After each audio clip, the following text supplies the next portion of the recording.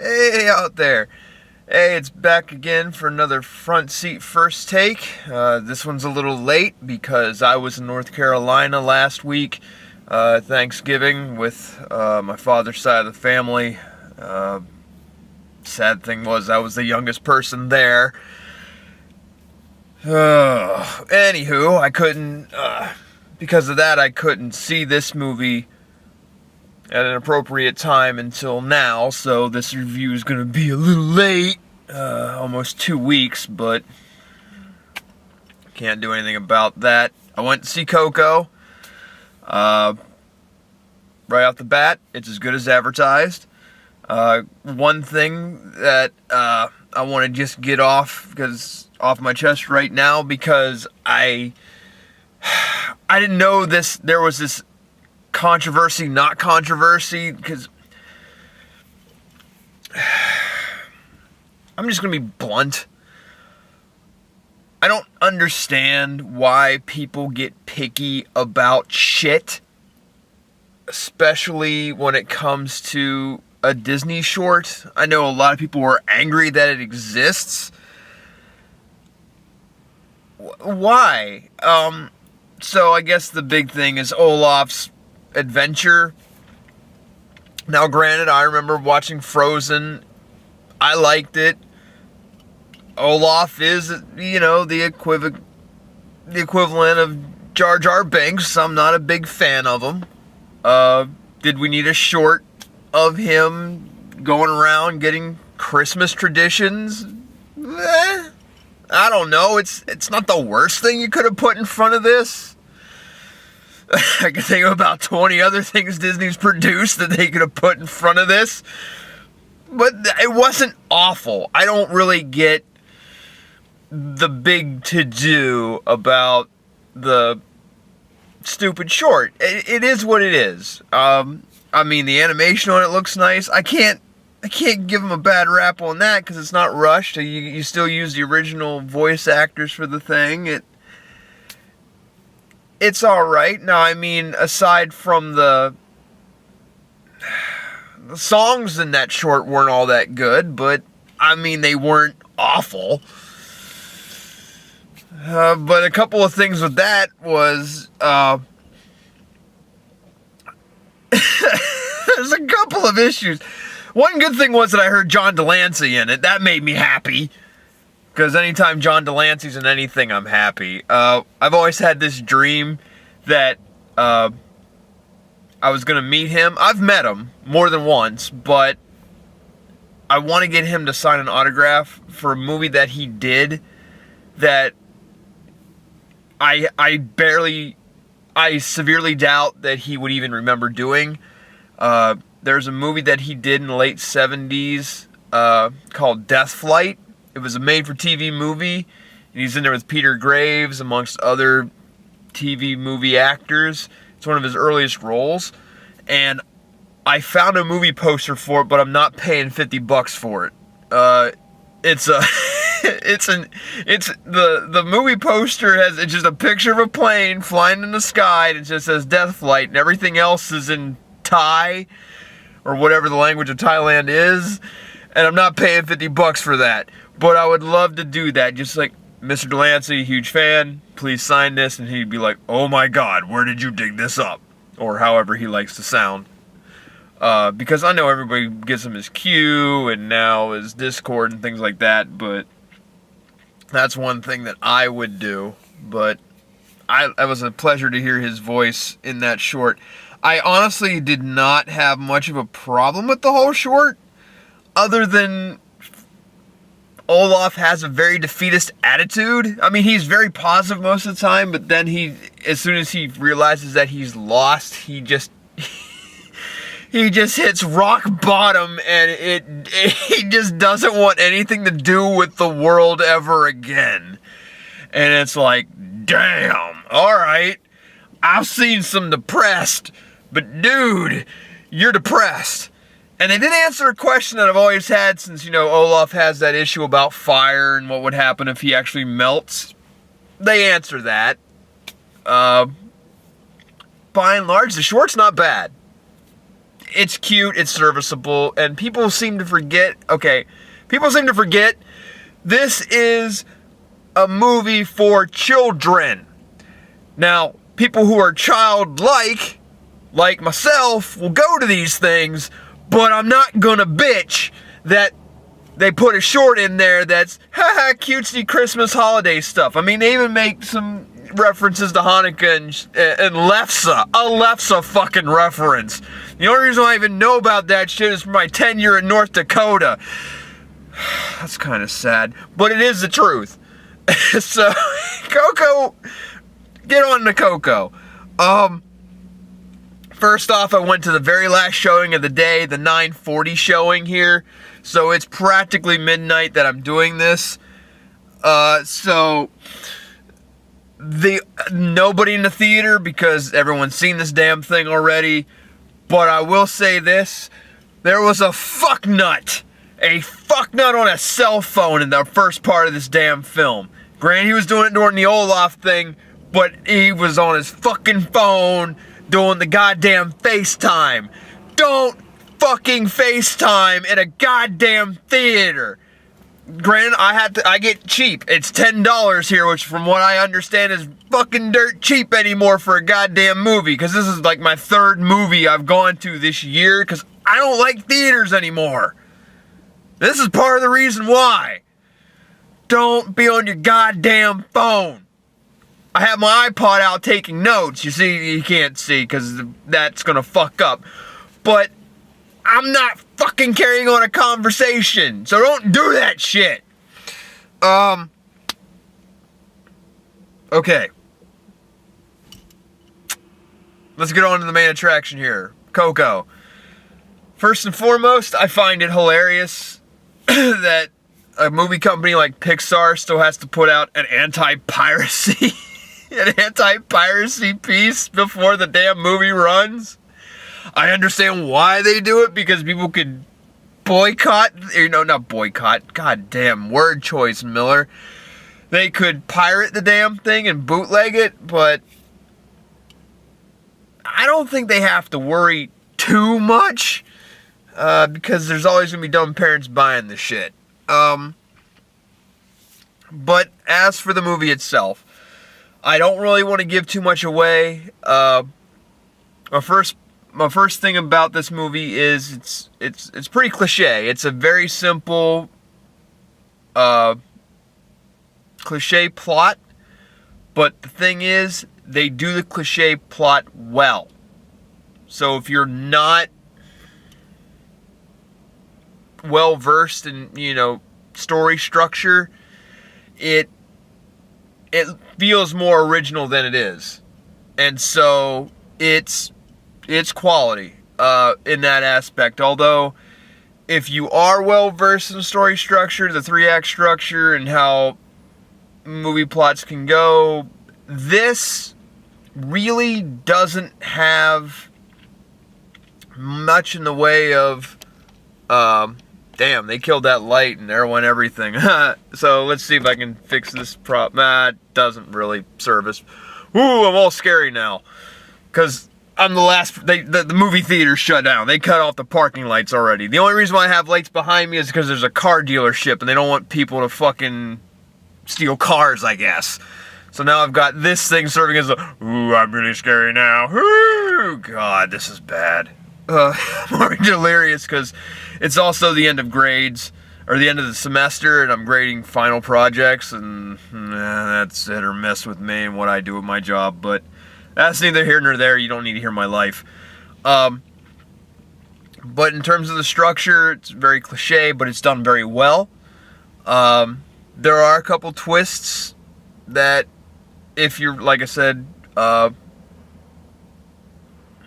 well versed in it, you can pick up.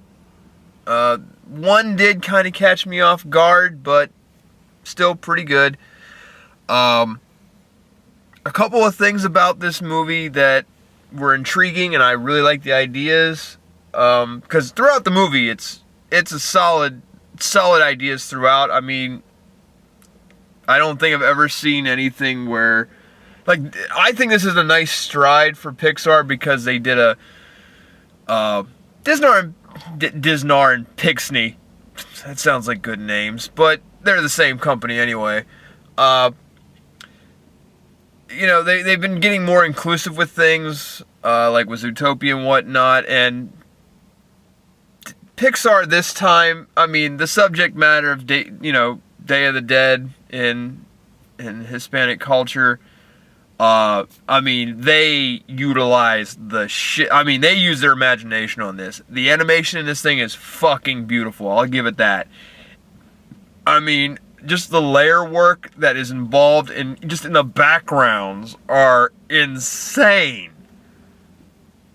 Worth every penny of whatever you're paying those people, because it's not lazy. The shit I normally review for the show, yeah, that shit's lazy and not much effort's put into it. I can tell years of care and love go into this shit, and they do it fucking well. But back to the idea part. There are some ideas in this movie that I really liked, and this is a big reason why I love animation so much, because you can take those ideas and make something with them. And this movie did it. I didn't think it was going to happen, but it did.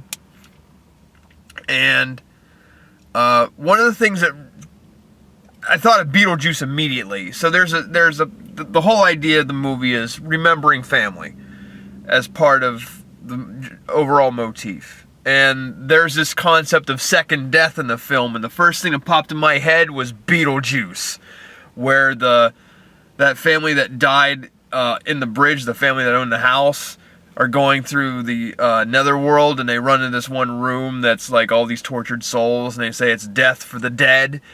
That's kind of what happens in this film as well. If your family forgets you, or the last remaining person who remembers you dies, then you fade away, which is a really nice concept here, because if you follow the way that the holiday goes, it makes perfect sense. They utilize like my main concern was all they were going to do was the sugar skull part, and it would have been like, and they do throw that around a lot, but they include a lot of the other aspects of the holiday, so it was really good in that aspect. But one thing that it's just not going to go away with me, there's skeleton boobies, okay? Yeah, I get it that, these are rail because they're skeletons and whatnot, and they're going to be rail thin, but they play with the joke of nudity, naked skeletons and whatnot, but they form fit some of these people in this movie. There's definition. I'm like, they're skeletons. How do you? All right, whatever. Like some of the stuff that gets a chuckle out of me, is the concept of like there's one part where it's a throwaway joke. There's a skeleton modeling for a painter, and the model is nude. That's kind of funny. And then there's one part where Miguel the hero goes into a music contest so he can go see his hero, and the MC is very well formed. It's just kind of, I'm like, wow, okay, this is the thing that you're going to do. Alright, I'm game. Let's go for it. So yeah, the bony boobies was a thing that I kind of took me off my game, but still quite good. Couple of cameos or references that they made. The biggest one for me was El Santo. El Santo's in this fucking movie, and of course he's wearing the mask. So if you don't know who El Santo is, he is a Mexican wrestler, a luchador. He always wore his mask. It was a silver mask. He wore it on his face for 50 years. If you know anything about wrestling back in the day, about kayfabe, he lived it. I mean, never revealed his face to anybody, ever. Minus like one television interview he did a week before he died where he pulled it halfway up to reveal like nose down. And he was even buried in the damn thing. So the fact that he was even in the movie gave me a chuckle. I know nobody else in the damn theater realized it, but for me that was a good one because I'm a huge Mystery Science Theater 3000 fan and they love to pick on El Santo because of his movies.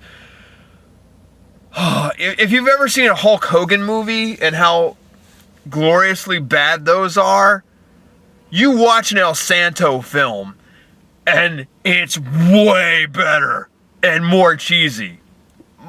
My reference, it's translated wrong. It's Samson versus the Vampire Woman. It's the one that Mystery Science Theater 3000 did. But on its own, without them, it's just as funny. So those references were good. The one main takeaway that I'm going to give you about this film, it's a Pixar film, which is... Pixar can fucking use pathos so goddamn well. When they care. If I wasn't such a jaded, cynical prick, I would be blubbering right now. The last 5 minutes of this film are so sad. Sad.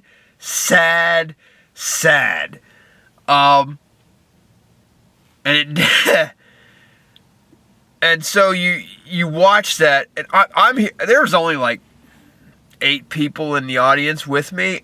All of them are blubbering, like just crying out loud. Even the cell phone fucknut was crying. I heard him, and I'm like, yeah, Pixar's good at that. Like, the last 5 minutes of this movie and the first 10 minutes of Up will definitely... If you've ever seen the first 10 minutes of Up, the last 5 minutes of this fucking movie will do the same thing to you. That's how good it is. Even though it's a cliched plot, they fucking do the pathos right. They build up the story to make you care about these individuals, and that's what's good. But it's a simple story... Well done. Excellent. If you haven't seen it, what the fuck's your problem? Go see it. Trailers. I'll just get the Incredibles 2. Yay, I guess. I'm probably not going to be impressed, but it's coming. Yay, I suppose. The other one that I get to see later on this month, Ferdinand the Bull. When you compare that trailer to what I just watched, yeah, kind of weak sauce. And then I learned that John Cena is the fucking bull. Whoop-de-shit. But we'll see how good his voice acting chops are, and I guarantee it's going to be garbage.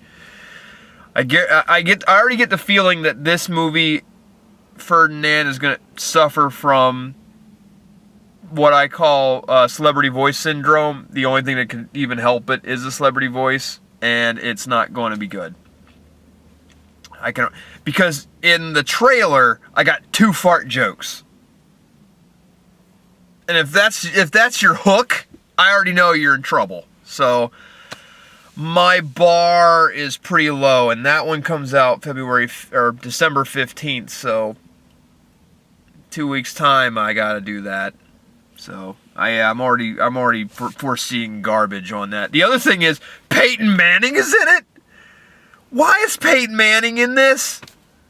I don't want to hear Peyton Manning coming out of any cartoon creature. I just don't. His Visa commercials or whatever were okay because he's a... Oh, fuck. Whatever. But those are the trailers that I got. Like I said, Coco, it's a good movie.